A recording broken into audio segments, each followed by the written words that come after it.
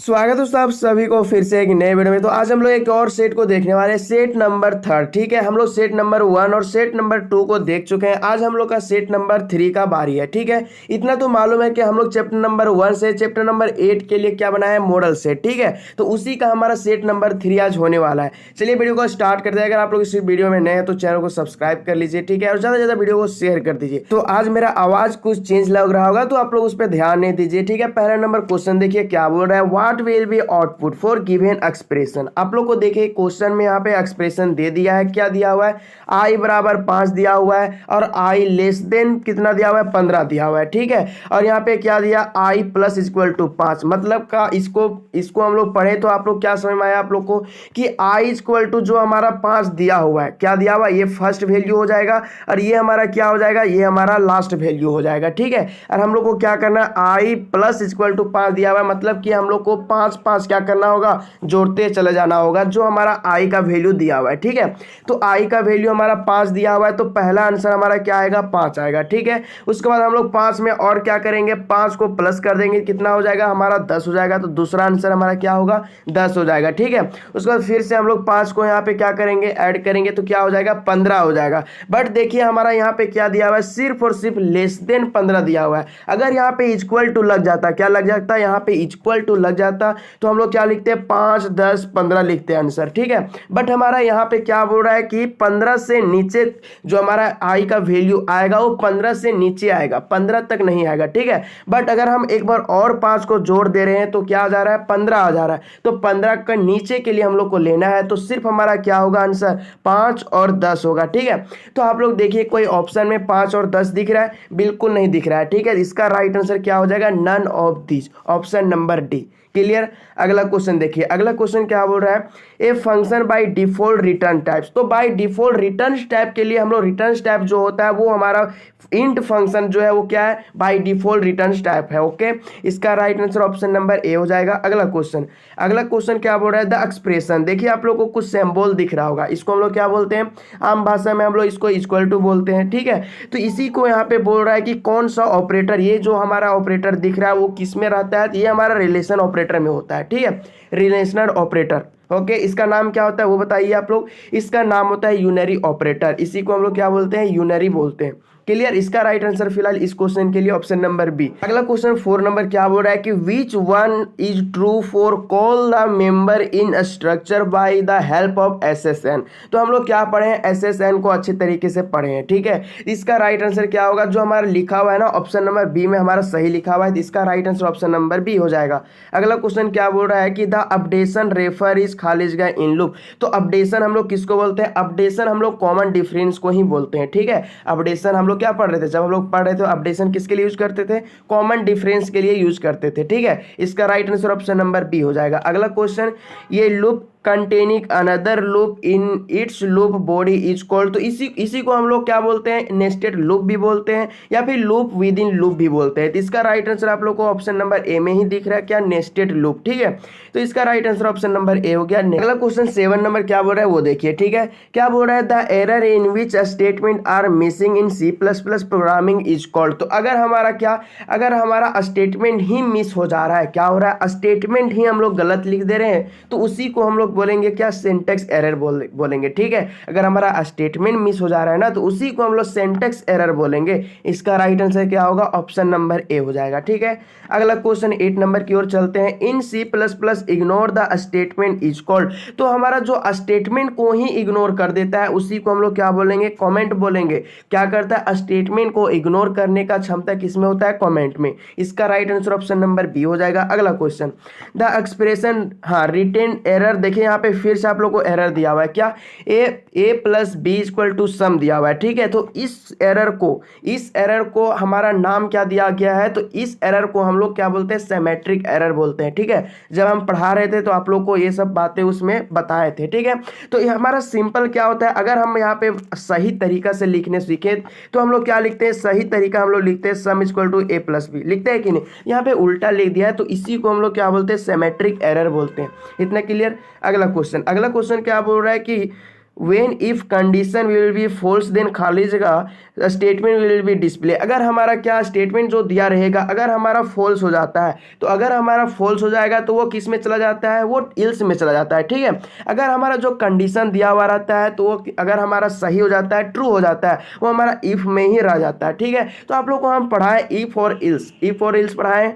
आप लोग को कोडिंग करवाए हैं, तो वही यहाँ पे पूछ रहा है कि अगर हमारा स्टेटमेंट जो है वो सही होता है तो हमारा इफ में ही रह जाता है। अगर यहाँ पे फॉल्स हो जाता है, जो स्टेटमेंट दिया हुआ रहता है वो अगर फॉल्स हो जाता है ना तो वो इल्स में चला जाता है। वो क्या चला जाता है, इस इल्स में चला जाता है। देखिए यहाँ पे फॉल्स बोल रहा था तो फॉल्स बोल रहा है ना, तो ये हमारा स्टेटमेंट इल्स में चला जाएगा, ऑप्शन नंबर डी। अगला क्वेश्चन देखिए, अगला क्वेश्चन क्या बोल रहा है, the C plus plus provide multiple branch of selection statement is called. इसी को हम लोग स्विच बोलते हैं। देखिए परिभाषा ही लिख दिया है। ठीक है, स्विच का परिभाषा लिखा हुआ है कि C plus plus provide multiple branch of selection statement is called switch. होता है कि नहीं, बिल्कुल होता है। इसका right answer option number B हो जाएगा। अगला क्वेश्चन देखिए, अगला क्वेश्चन 12 नंबर क्या बोल रहा है कि which one is not part off switch. तो स्विच का पार्ट कौन नहीं है, देखिए यहाँ पे स्विच भी होता है, ब्रेक भी होता है, डिफॉल्ट होता है, बट कंटिन्यू नहीं होता है। ठीक है, इसका राइट आंसर क्या होगा, कंटिन्यू। अगला क्वेश्चन 13 नंबर क्या बोल रहा है कि when case can not be match in switch then खाली जगह रिजल्ट विल बी डिस्प्ले। तो ये हमारा क्या होगा, डिफॉल्ट हो जाएगा। ठीक है, इसका right answer option number D. अगला क्वेश्चन क्या बोल रहा है 14 नंबर की when break in missing in switch statement then. तो अगर हमारा ब्रेक स्टेटमेंट मिस रहता है, अगर हमारा ब्रेक लगाना अगर हम लोग भूल जाते हैं तो क्या होगा, हमारा वो एग्जीक्यूट मल्टीपल केस हो जाएगा। क्या होगा, एग्जीक्यूट मल्टीपल केस। तो देखिए आप लोग ऑप्शन नंबर सी में बिल्कुल सही लिखा हुआ है। ठीक है, इसका राइट आंसर क्या होगा, ऑप्शन नंबर सी हो जाएगा। ठीक है, अगला क्वेश्चन 15 नंबर क्या बोल रहा है, विच format is not part of loop. तो लूप का फॉर्मेट कौन नहीं, देखिए हमारा इनिशियलाइजेशन होता है, अपडेशन होता है, कंडीशन होता है, बट आप लोग कभी नहीं पढ़े होंगे कंट्रोलिंग, है कि नहीं, बिल्कुल नहीं। तो ये हमारा क्या होगा, इस क्वेश्चन का ऑप्शन नंबर सी इसका राइट आंसर होगा। ठीक है, लूप का देखिए पार्ट जो होता है वो इनिशियलाइजेशन होता है, अपडेशन होता है, कंडीशन होता है कि नहीं। वही अब हम लोग का क्वेश्चन एक था क्या कि अपडेशन के लिए हम लोग किसके लिए यूज करते हैं, अपडेशन को हम लोग कॉमन डिफरेंट के लिए यूज करते हैं, जो आप लोग क्वेश्चन पढ़ चुके हैं। ठीक है, अगला क्वेश्चन देखिए, अगला क्वेश्चन 16 नंबर क्या बोल रहा है, for loop is known as. तो फॉर लूप को हम लोग क्या बोलेंगे, फॉर लूप को हम लोग काउंट कंट्रोल लूप बोलते हैं। क्या, for loop is a count control loop. तो ऑप्शन नंबर सी में आप लोग को काउंट दिख रहा है। ठीक है, तो for loop is a count control loop हो जाएगा, ऑप्शन नंबर सी इसका राइट आंसर। अगला क्वेश्चन 17 नंबर देख लीजिए। 17 नंबर क्वेश्चन बोल रहा है कि which loop is known as exit control loop. तो एग्जिट कंट्रोल लूप हम लोग बोलते हैं क्या, डू वाइल लूप को। ठीक है, एग्जिट कंट्रोल लूप किसको बोलते हैं, डू वाइल लूप को। अगर यहाँ पे एंट्री कंट्रोल लूप रहता तो हम लोग क्या करते हैं, आप लोग कमेंट बॉक्स में इसका राइट आंसर दीजिए। ठीक है, क्योंकि कल ही वाला जो सेट था ना, सेट नंबर 2, उसमें क्वेश्चन था। ठीक है, आप लोग कमेंट बॉक्स जल्दी बता दीजिए एग्जिट कंट्रोल लूप। ठीक है, यहाँ पे देखिए एग्जिट कंट्रोल लूप बताएं, एंट्री कंट्रोल लूप बोलना है। ठीक है, यहाँ पे डू वाइल लूप इसका राइट आंसर हुआ, वहां क्या होगा वो आप लोगों को कमेंट करके बताना है। क्लियर। अगला क्वेश्चन 18 नंबर क्वेश्चन क्या बोल रहा है, एरे इंडेक्स स्टार्टेड विद। तो एरे जो है वो स्टार्ट होता है 0 वैल्यू से, इसका राइट आंसर क्या होगा, ऑप्शन नंबर ए हो जाएगा। ठीक है, 0। अगला क्वेश्चन क्या बोल रहा है 19 नंबर की which statement is terminate the execute of loop. तो यहाँ पे टर्मिनेट करेगा तो वो हमारा ब्रेक में आ जाएगा, इसका राइट आंसर क्या होगा, option number C break. 20 number question जो है वो आप लोग का होमवर्क है। क्या बोल रहा है, while loop check the condition खाली जगह ऑफ द प्रोग्राम। तो वाइल लूप जो है वो कौन सा कंडीशन में चेक करता है, बॉटम, टॉप, लेफ्ट, राइट, वो आप लोग को बताना है। ठीक है, आप लोग को 2 हम हिंट कर देने हैं, बॉटम या टॉप। ठीक है, इसका राइट आंसर कमेंट बॉक्स में होना चाहिए। 20 नंबर क्वेश्चन आप लोगों को क्या लिखना है, 20 लिख करके आप लोगों को कौन सा सही होगा वो आप लोग को लिख करके कमेंट करके बता देना है। ठीक है, आप लोग को क्या करना है, कमेंट जरूर करना है इसका क्या होगा आंसर, क्योंकि मैं बहुत बार ये क्वेश्चन करवाया हूं। ओके, अगला क्वेश्चन क्या बोल रहा है 21 number, when expression increase the 5 value in loop then the expression will be written. तो हमारा यहाँ पे डायरेक्ट क्वेश्चन यही बोल रहा है ना कि हम 5 के लिए हम लोग किस तरह लिखते हैं, इंक्रीमेंट डिक्रीमेंट में हम लोग 5 के लिए किस तरह लिखते हैं, हम लोग लिखते हैं क्या, हम लोग लिखते हैं ए, मतलब कि ए प्लस इक्वल टू क्या लिखते हैं, 5 लिखते हैं। 5 जोड़ने के लिए यही लिखते हैं। तो देखिए हमारा कहाँ पे दिख रहा है, ऑप्शन नंबर डी में दिख रहा है। ऑप्शन नंबर डी में इसका राइट आंसर आप लोगों को दिख रहा है। 5 के लिए हम लोग इसी तरह का लिखते हैं। ठीक है। अगला क्वेश्चन क्या बोल रहा है 22 number question, while loop is known as. तो व्हाइल लूप को हम लोग इंट्री कंट्रोल लूप बोलते हैं, है कि नहीं। व्हाइल लूप को क्या बोलते हैं, इंट्री कंट्रोल लूप बोलते हैं। इसका कमेंट आप लोग कर दिए होंगे, मैं आशा करता हूं। क्लियर, यही क्वेश्चन था वहां पे, व्हाइल लूप इज ये इंट्री कंट्रोल लूप। अगला क्वेश्चन क्या बोल रहा है, स्ट्रक्चर डिफाइन ओनली। तो स्ट्रक्चर जो है वो डेटा मेंबर को डिफाइन करता है। इसका राइट आंसर क्या होगा, option number D, data member.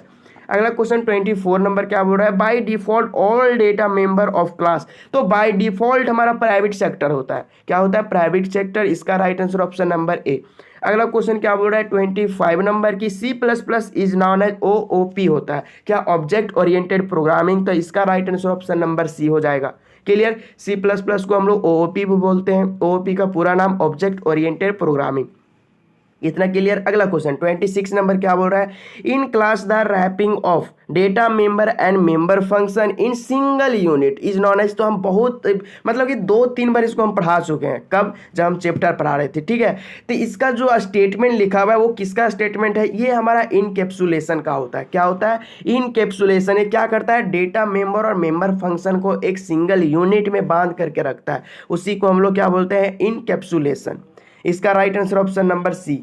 अगला क्वेश्चन क्या बोल रहा है 27 नंबर की, which is not concept of OOP। तो OOP का कॉन्सेप्ट कौन नहीं होता है, देखिए यहाँ पे फंक्शन, इसका राइट आंसर होगा, ठीक है, ऑप्शन नंबर सी। अगला क्वेश्चन 28 नंबर क्या बोल रहा है, the get function available in which header file. तो देखिए ये हमारा जो सिंबल है ये हमारा फंक्शन का होता है, ठीक है। तो गेट फंक्शन जो होता है किस हेडर फाइल में हमारा रहता है, तो ये हमारा stdio.h में होता है, ठीक है। इसका right answer option number C हो जाएगा, stdio.h।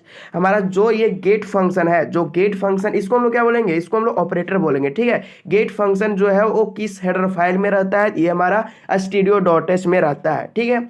अगला क्वेश्चन क्या बोल रहा है, which function execute the program first. ये हमारा राइट आंसर इनलाइन हो जाएगा। इसका राइट आंसर क्या होगा, ऑप्शन नंबर सी, इनलाइन। अगला क्वेश्चन क्या बोल रहा है, अगला क्वेश्चन है the use of break statement in ये स्विच स्टेटमेंट इज। तो ये हमारा क्या होगा, आप लोग बताइए, कंपलसरी होगा या फिर ऑप्शनल होगा। हमारा जो ब्रेक है, ब्रेक स्टेटमेंट जो है, हम लोग जब प्रोग्रामिंग करते हैं तो हम इसको मतलब कि ये कंपलसरी है ब्रेक लगाना या फिर कंपलसरी नहीं है, ये ऑप्शनल है। तो ये हमारा ऑप्शनल होता है। जब हम लोग स्विच स्टेटमेंट के लिए क्या करते हैं, प्रोग्रामिंग बनाते हैं, तो हमारा ब्रेक जो लगता है, ब्रेक हम उसको उसमें लगा भी सकते हैं, ब्रेक को छोड़ भी सकते हैं, वो हमारा ऑप्शनल है, ये हम पर डिपेंड करता है, ठीक है। ब्रेक का काम क्या होता है वो आप लोग पहले जानिए, अगर आप लोग भूल गए हैं तो ब्रेक का काम होता है ना, क्या, तोड़ देना, रोक देना। क्या, जब हम लोग प्रोग्रामिंग बनाते हैं, किसी को सी आउट करते हैं, मतलब डिस्प्ले करने के लिए हम लोग क्या करते हैं, डिस्प्ले करने के लिए कुछ लिखते हैं, ठीक है, उसके जस्ट नीचे हम लोग ब्रेक लगाते हैं। क्यों, क्योंकि जब हमारा डिस्प्ले हो जाएगा तो वो रुक जाएगा, ठीक है। अगर हम लोग ब्रेक नहीं लगाएंगे तो और जितना हम लोग कोडिंग नीचे किए हुए रहेंगे और जितना सी आउट के लिए हम लोग क्या करेंगे, कोडिंग किए हुए रहेंगे, तो सारा एक ही बार दिख जाएगा आंसर, ठीक है। अगर मतलब कि आउटपुट एक ही बार रिजल्ट में दिख जाएगा। अगर हम लोग ब्रेक लगाएंगे तो एक एक करके दिखेगा। तो इसका राइट आंसर क्या होगा, ऑप्शनल है। ये हम इसको यूज भी कर सकते हैं या फिर नहीं भी कर सकते हैं, मतलब कि आप लोग का मन पर ये काम करता है। अगला क्वेश्चन क्या है 31 नंबर की, फोर लूप इज ए खाली जगह कंट्रोल लूप। तो फोर लूप को हम लोग काउंट कंट्रोल लूप बोलते हैं, ये तो आप लोग को मालूम है। For loop is a count control loop. इसका right answer option number A. अगला क्वेश्चन क्या हो रहा है, द ऑर्डर ऑफ वैल्यूएशन। आप लोगों को देखिए ऑर्डर दिया हुआ है, आप लोगों को बताना है कौन सही है, तो देखिए ऑप्शन नंबर ए में इसका राइट आंसर दिख रहा है। अगला क्वेश्चन 33 नंबर कि to increase the value of C by the, हाँ, which of the following statement is wrong. तो कौन यहाँ पे स्टेटमेंट गलत है, देखिए यहाँ पे ग्रेटर देन दे दिया है भाई, 0 तो बड़ा नहीं हो सकता है, 1 का। इसका right answer option number C हो जाएगा। अगला क्वेश्चन क्या हो रहा है 34 नंबर की, what will be output for given expression. आप लोगों को एक्सप्रेशन दिया हुआ है, आउटपुट निकालना है, देखिए यहाँ पे लिख करके मतलब निकाल करके दिखा दिए हैं। इसका राइट आंसर क्या होगा, ऑप्शन नंबर सी 9 निकलेगा। अगला क्वेश्चन और लास्ट क्वेश्चन इस वीडियो का, इस सेट का क्या होगा कि what will be output for given expression. आप लोगों को एक्सप्रेशन दिया हुआ है, इसका राइट आंसर आप लोगों को निकालना है, तो इसका right answer option number D हो जाएगा, ठीक है। तो हम लोग क्या किए, टोटल हम लोग सेट नंबर 3 में 35 क्वेश्चन को देख चुके हैं और हम लोग का सेट 3 हो चुका है समाप्त, ठीक है। तो आप लोग को ये वीडियो कैसा लगा आप लोग को कमेंट बॉक्स में जरूर बताना है। अगर वीडियो मतलब कि वीडियो अगर आप लोग को अच्छा लगता है भाई, तो वीडियो को लाइक करना नहीं भूलिए, आप लोग वीडियो को लाइक जरूर कीजिए, ठीक है। मतलब कि मेरा आशा यही रहता है वीडियो को लाइक करना और ज़्यादा से ज़्यादा वीडियो को शेयर कर देना हर एक दोस्तों को, ठीक है। हर एक दोस्तों को मेरा वीडियो पहुंचना चाहिए, जो क्लास 11th में हो तो भी या फिर क्लास 12th में हो तो भी, ठीक है। तो अब मिलते हैं अगले सेट और अगले वीडियो में, तब तक बाय बाय, टेक केयर।